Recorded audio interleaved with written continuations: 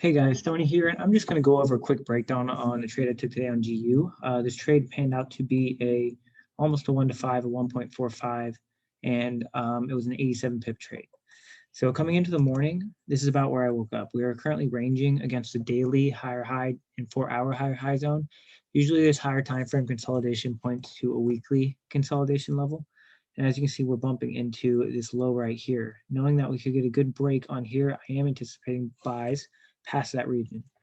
Currently, we were pushing back from the daily higher high to the structure 4-hour level. So I'd call myself a structured trader. So that's the move I was waiting for initially. So as price drove its way down, we got a solid bear close, and then we got a rejection here that pushed price up.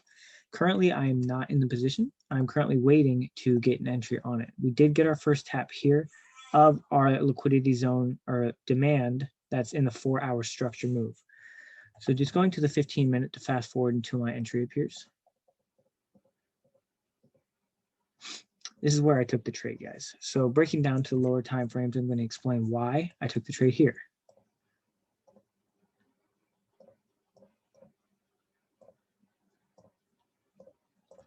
If you look down here at the 1-minute time frame against the zone, you see where liquidity was picked up here. This is where the buyers enter the market from the 4-hour structure point to drive price up. So once this level had been breached, I know that we have the demand that my bias points towards to break us up higher.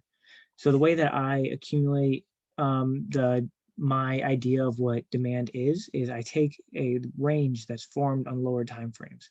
So the range that was formed was right here. So these lows and these highs right here create kind of a block. And that block is the range that price first stalled on when it came up from the base.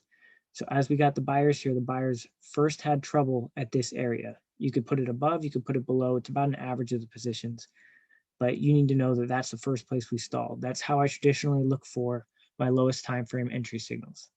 So if you take this point over, we got a breakaway in a clean lane of traffic. It's important to note this clean lane of traffic because you always get a clean lane back down. So I knew that if we got a retest in this area, I was going to wait for a signal to get in and I was going to take the trade. With my trade, you definitely could have had limited stop. I ran a 20 pip stop just to average myself into the 4-hour zone in case we did break back in the range and retest the bottom of the range, which does happen a lot. I did not take the trade over here because I usually take my trades on engulfings, and the engulfing didn't print until way up here.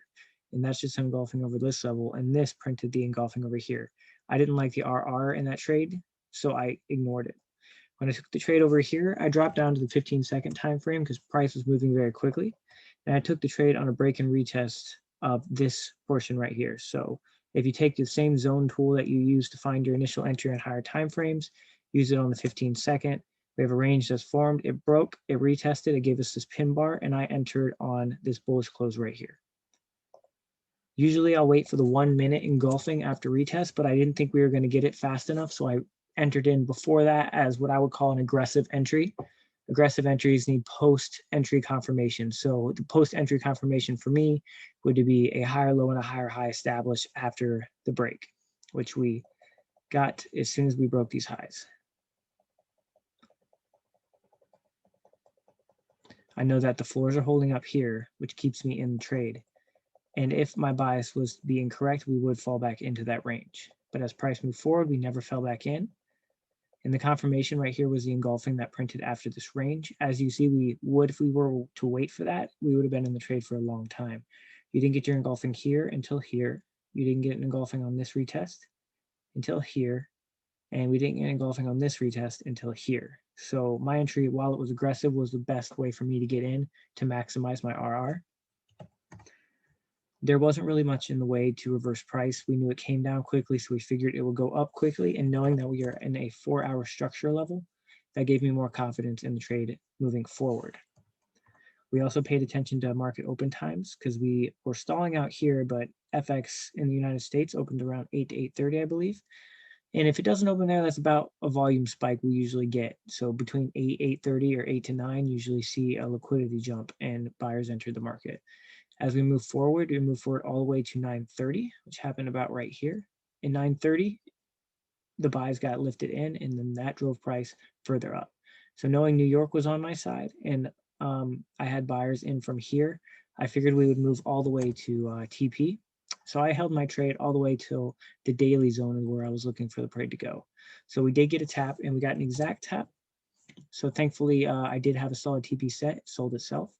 And we've just been kind of falling away since then because I just took this trade not too long ago. So at the end of the day, we came away with a 1 to 4.5. This trade was called live in my signal group, and this trade was held completely top to bottom. And I expressed that same idea to the members of my signal group to learn the importance of holding your trade and trusting a higher time frame liquidity. Higher time frame being daily, higher time frame being 4 hour. Everything in between, you got to get rid of that retail mindset and understand that price moves from liquidity to liquidity. So that's my breakdown for you guys. If you got a similar trade or maybe you got GU, maybe hit me up on Instagram at Stony Financial or message me here, comment on one of the videos, and we'll talk through it. Maybe there's something you could have done better. Maybe there's something I could have done better. Thanks. Bye.